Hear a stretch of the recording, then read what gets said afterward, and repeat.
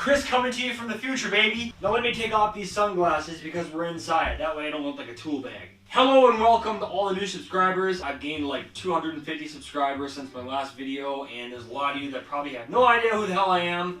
Hello, I'm Chris.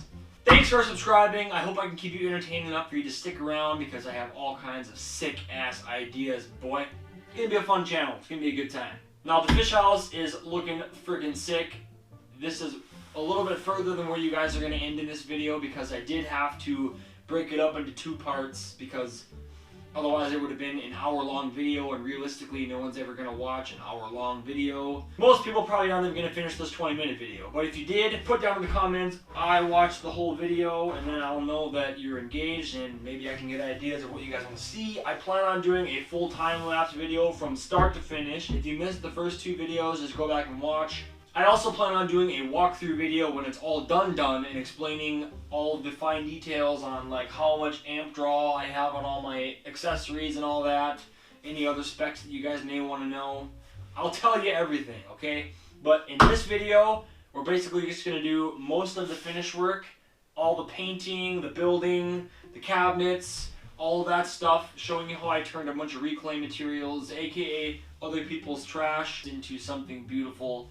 That's just what I like to do, you know. I pick up a lot of shit over the years of doing finish work, and I just had it all laying around. So that's what you're getting in this video. The next video will go over all of the accessories and electrical, hooking all that shit up, cutting the holes in the floor, and building the top bunks. So I hope you guys are excited. I'm excited to show you because I have yet to see any YouTube video explaining the whole step-by-step process of literally everything on a fish house build.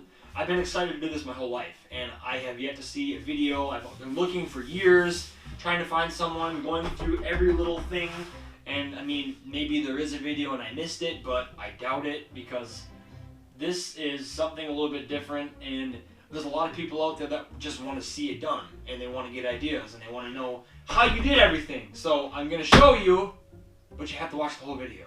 So sit back, crack a beer, and enjoy part 3, my dude.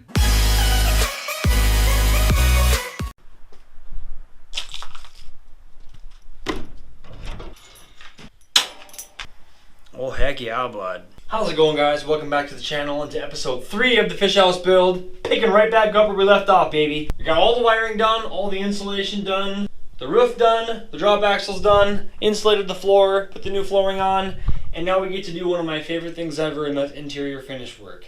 So, interior. There's a few things that I've acquired over the years of doing finish work, and just some stuff we have done around the farm, and some stuff we have from the last house that we built and sold. And I was able to use up some of those miscellaneous things that I had laying around the garage to make this thing pretty freaking bitchin'. So we're gonna start from the ground up. We got all the 2x4s to build the bunks and the countertop. Got some 1x4s and some 1x2s for miscellaneous trim work. Then from that last house that we built, I have some small chunks of roofing. This was the excess that was hanging off the side, and we just cut it off. So there's a bunch of these, they're all the same size. I'm going to use these as a wainscoting along the bottom, so that way when you're catching fish or you're throwing shit around in there, or you're just, you know, the normal wear and tear that it gets near the floor on the fish houses, it's going to be able to last forever because it's steel siding. And then to pair with the wainscoting, I got some 1/4-inch sanded utility plywood. It's basically just a wafer board, kind of like the subfloor you put in there, but it's not subfloor rated. This will still work just fine. We're going to paint it up with some gray primer. And then for the ceiling, we got that rustic look, baby. I see this and I do this a lot in people's homes, and I really like the look of it. A lot of times people do this in the kitchen and stuff. It's not this type of corrugated, this is actual steel siding. Usually it's like the corrugated steel that you would see on ceilings, but being that this was just laying at the farm, it's what I'm using, and I think it's gonna look really freaking sick.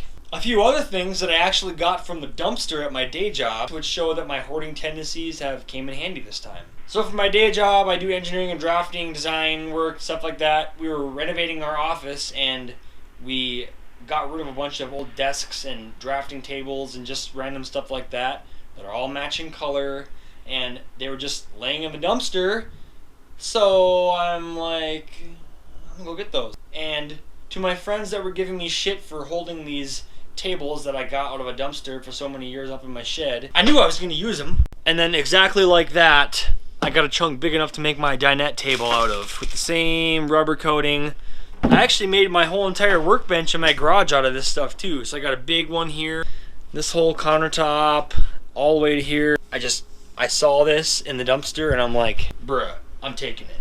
Super friggin' sick. It's been laying around here for so long and now I finally get to use it. But enough blabbering, we're just gonna get right into it. I'm not gonna explain a whole lot in this video, just gonna cut to each thing and get it done quickly because I'm doing this periodically between my house projects and I got more people on my list waiting for stuff to get done, so I gotta get moving on this and I would like to use it at least once this year. So with that being said, let's go.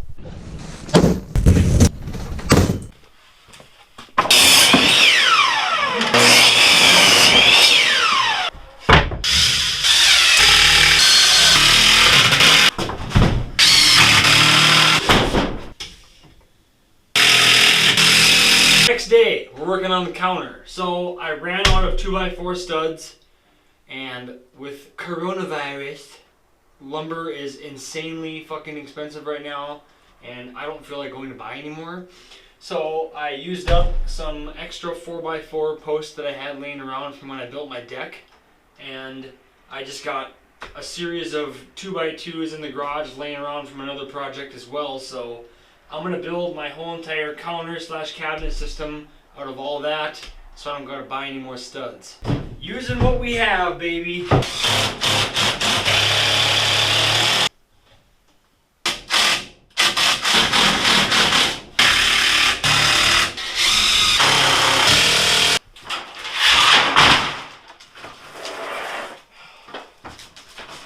Seriously? Every fucking thing needs to fucking test me.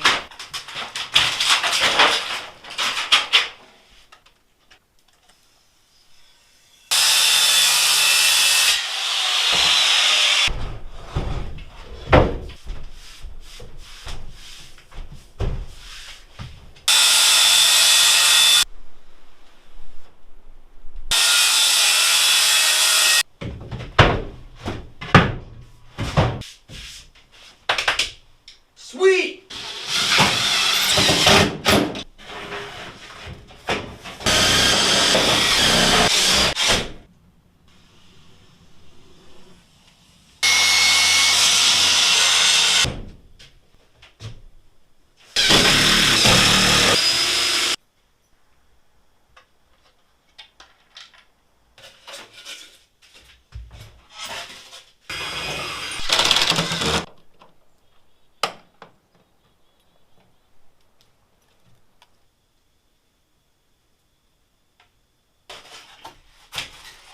Time to do the front exterior light, and I've actually thought about my top bunk. I was just going to do a regular single person bunk like an ice castle would be or most fish house builds, but I already have a 40-inch two-person bunk here that's going to be the dinette, and I'm going to have the frame coming up the wall and the bracing for the bunk anyway, so why don't I just make another 40-inch bunk on top?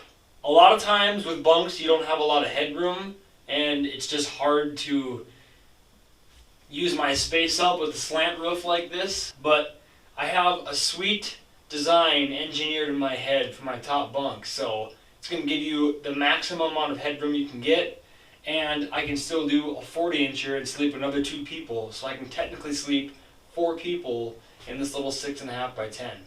With that being said, I have to move my phone charger for top bunk to the center like it is down here, so that way whether you're laying this way or this way, both people can still charge their phones. So we're going to move this and then pop our exterior light out in the front.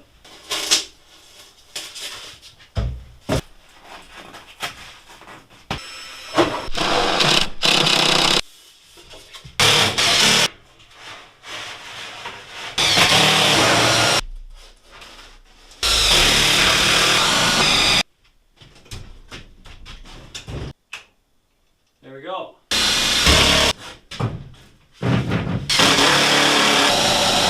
Morning. So I'm actually going to pop off this outer rim that I have here on the dinette benches because I don't want to go pay for any more lumber. So I'm going to pull these 2 front pieces off. I'm going to use these as my braces for the top bunk, and That way I can kind of slim this up a little more, make a little bit more foot room in here. Because I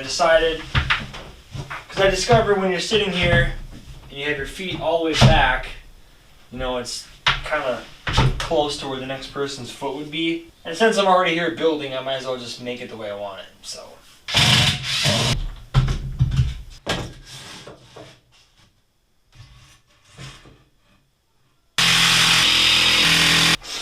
There, look at that. Just proves that an extra few inches really makes a difference. This is a lot better than this. So we're going to do to this side too and keep on rolling. Just like that. It's done.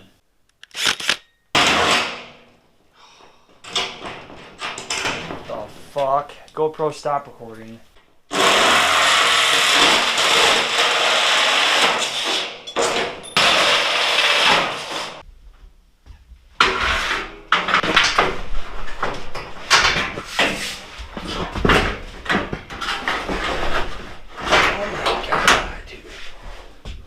Absolute bitch this stuff is. What the fuck, dude? This sucks. Should be good.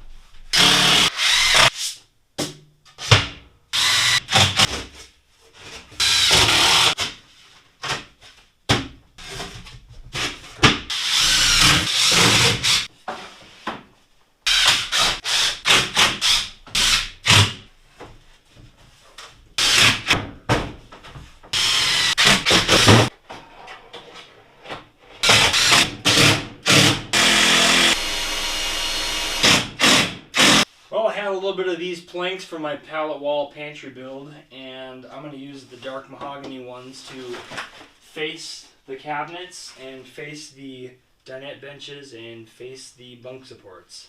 Give it a little bling.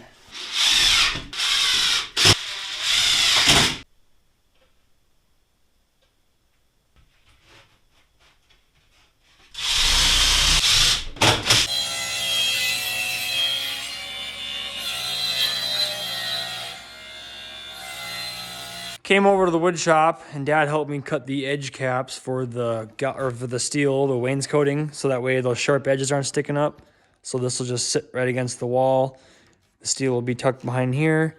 Got nice little edge caps. Thanks, Dad. You're welcome. Sweet.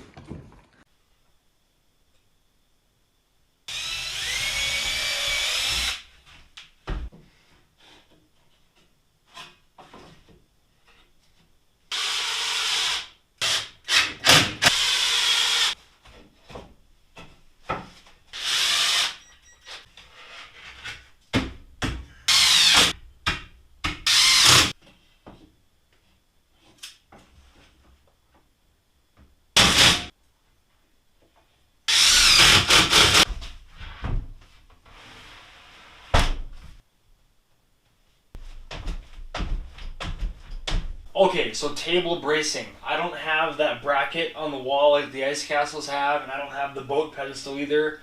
I'm not even sure how much they cost for the bracket. For the pedestal, I've seen them $30 to $70, which is outrageous. I don't really want to pay that. So I was kicking some materials around the garage and just looking for any reclaimed materials that I have, and I found these, and I was thinking about these and kind of trying to engineer it in my head. And if I screw this to the wall, just like that, this one here can slip right inside there, and then it can tip up, and it locks it in. So it can't slide up or down, and it can't slide out. Then when you're ready to take the table back down, you'll take this pedestal out, tip the table down, and then she can slide right out of there, like the brackets on the walls do. It's going to be perfect. For the pedestal, I'm just going to use a 4x4 and a little foot down here, some kind of little fancy wood foot, because I don't really want to pay for a pedestal, and I have 4x4s left over for my deck build anyway, so might as well use up more reclaimed materials and get them out of my garage.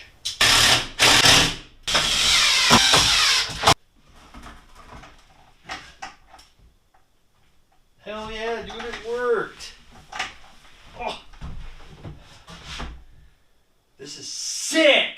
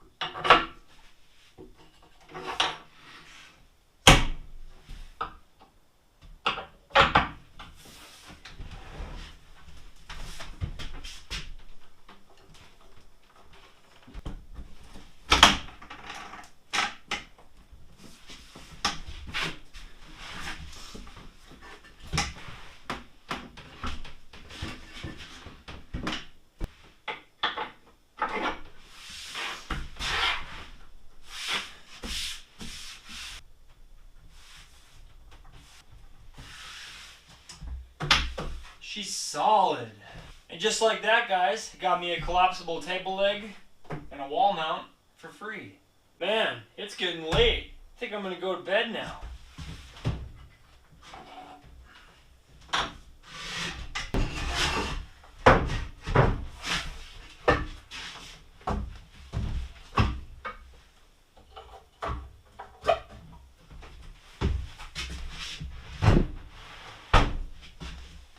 Oh, there we go. Cabinets. Time to build some cabinets out of materials that we have laying around.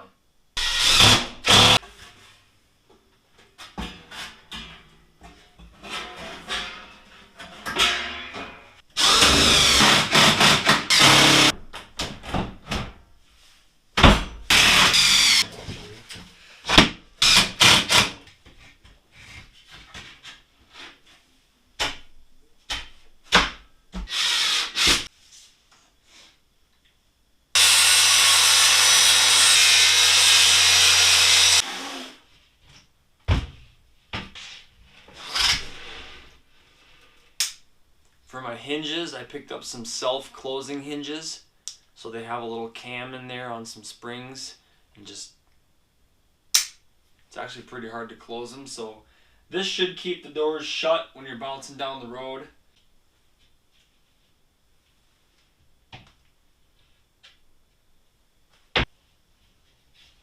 Good morning. The little, cabinet locks that you see in the ice castles and other fish houses. So we're gonna install these and make sure these are locked when you're going down the road. Hell yeah, dude! That's so satisfying. Nice and flush. Before we slap these on, I'm gonna give this face here a little more zing to it, because it's not really me, I guess. This isn't typically how I would build cabinet doors, but like I said, I used everything that I had laying around, just some plywood, and that's part of the counter that I cut off up here. 4x4s left over from my deck build. These are all left over from my pallet wood / pantry build in the house, so I have a lot of that stuff left over, and I'm just going to use some of that to case these doors and put a little design in the middle and call her good.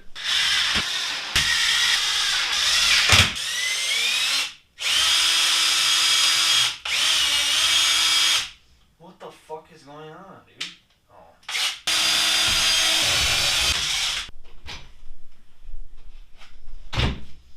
Hell yeah. Okay, this is done. Now, this little gap over here along the wall, if you guys noticed that earlier, When I built the counter, I wasn't planning on making it really fancy. I really wasn't even planning on having doors, but I decided to do that after the fact. But when I built this, I built it exactly 4 feet, and then the table that I cut from the drafting tables is exactly 4 feet as well. And the counter I wanted to overhang, so it protects your hip when you're walking along. So in order to overhang this an inch, it took me away from the wall a little bit.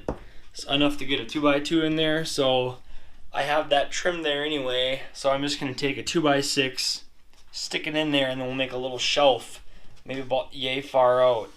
So something to set your phones on when they're plugged into this charger. Just to kind of fill that gap. It's hard to explain, so I'm just gonna go like this. Just like that. Nice little edge there to put your phone on.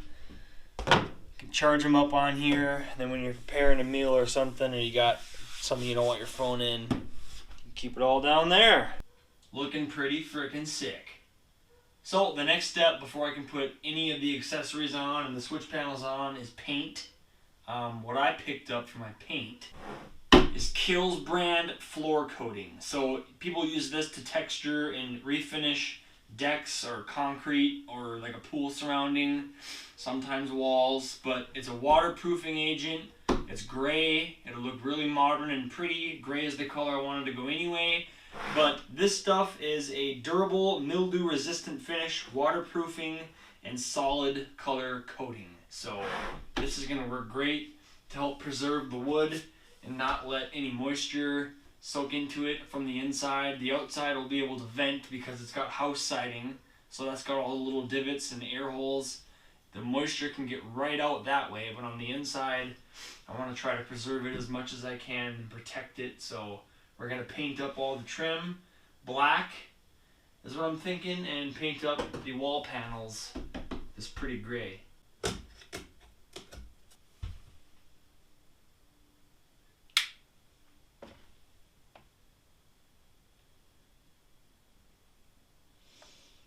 Damn, it's thick like a milkshake. It's making me hungry.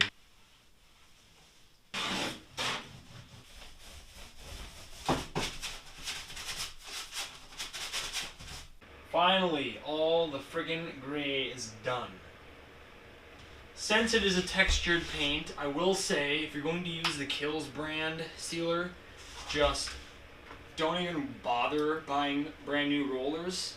If you have any used rollers laying around your house from older projects that are flat, just use those, because the new roller does not pick up any of this with how thick it is. It's like a milkshake kind of texture, and a brand new roller is just not going to do the job unless you're, doing a floor and you don't really care about what it looks like. But this, for walls, texture-wise, just, use a flat one. It's so much easier.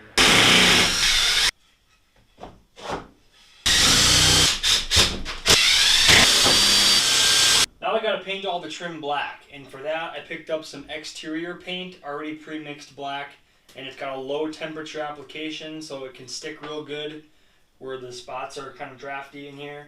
And this stuff also is mold and mildew resistant because it's made to be outside, so that'll help out a lot along the floor. And I'm pretty sure you don't want to sit and watch me paint the whole thing all over again because you just watched all the gray. For the trim, we're just gonna go like this. Oh wow, look at that, it's done. All of it. And it looks friggin' sick! All around this side. And then I painted the front of the cabinets there with some leftover that I had. And then the inner rim is all black there too, so looks pretty good. The black, I was kind of worried about it at first. I thought it wouldn't be enough contrast with the dark wainscoting, but I think it looks pretty good. That color match is pretty nice. And now we get to do the really fun stuff, which is hook up all of my 12-volt accessories and all of my switch panels.